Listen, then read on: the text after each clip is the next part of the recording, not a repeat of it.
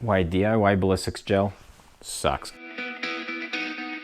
Okay guys, today I'm going to try to convince you to never ever try doing your own ballistics gel and why you should just get the original one. I did a comparison video talking about the pros and cons of synthetic ballistics gel, professional ballistics gel versus DIY ballistics gel. You can go ahead and watch that here. Okay guys, so this is a block of DIY ballistics gel. So essentially you take gelatin if you want to learn how to make that. Also another video here. Learn from me and then see for yourself why you don't want to do this. So the very first con that I'm going to say is obviously this is not perfectly transparent. I mean, you can see through it pretty decent, especially when you get a light on the back, you can see through it pretty darn good. But it's definitely not as clear as the normal ballistics gel. So that's con number one, that you can clearly see. The second con is that not only do you have to make the recipe, but you also have to do something to this to preserve it. So this one actually has one of those full containers. I think it's like 2 pounds of salt in it.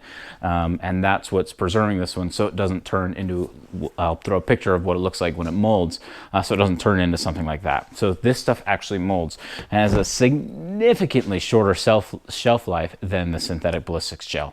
Okay, another issue with this stuff is it's not going to be calibrated to a genuine FBI ballistics gel block. They lock control theirs really well, so it takes some trial and error to get yours perfect, and you have to have a BB gun that you can adjust the velocity of the BB gun and a chronograph, and it's a huge pain in the butt. So it's not quite as accurate, although it does get a decent idea. Another con is that this stuff dries out. So over time, this used to be the size of a standard FBI block, but you can see it's kind of shortened down, and it's just gotten smaller because this stuff dries out where the actual real stuff doesn't dry out. Another con is this thing smells like a cow when you first make it. Like, no, literally, it stinks horribly. So don't do it in your kitchen, because your kids or wife, whatever, won't want you to be around for very much longer if you do it there, because just don't do it. Okay, another thing is this one, it's not going to be as temperature stable. So in order to make it accurate at the range, is you need to shoot it at the same temperature that you shot it at when you were calibrating it, typically refrigerated. So if you're going to the range for several hours on a hot July day, you're going to want to shoot it first, take it in a cooler, put it back in the cooler when you're done, so it doesn't melt in like your hot truck or whatever on the way back. So that's a downside. Another thing is shelf life. So the synthetic ballistics gel lasts around, I think they say around 5 years, and honestly it can go much longer than that.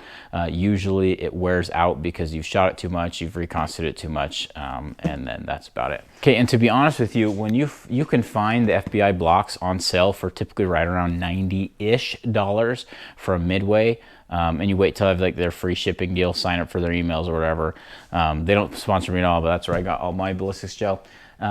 This one costs like 45 bucks. They're like half the cost for a significantly inferior product by leaps and bounds. It is significantly worse. The other one is way better. Okay, so I hope that I have convinced you to not make your own ballistics gel. Just save your money and get the real stuff, because it is way better, and it is an obviously clear winner, pun intended. If you have any personal experience doing your own ballistics gel or with ballistics gel in general, I would love to hear what your thoughts are on the DIY blocks and how it turned out, how it sat in your fridge for a while or just sat in, on a shelf, what happened to it and everything. Yeah, I'd love to hear your story, so please put it in the comments below.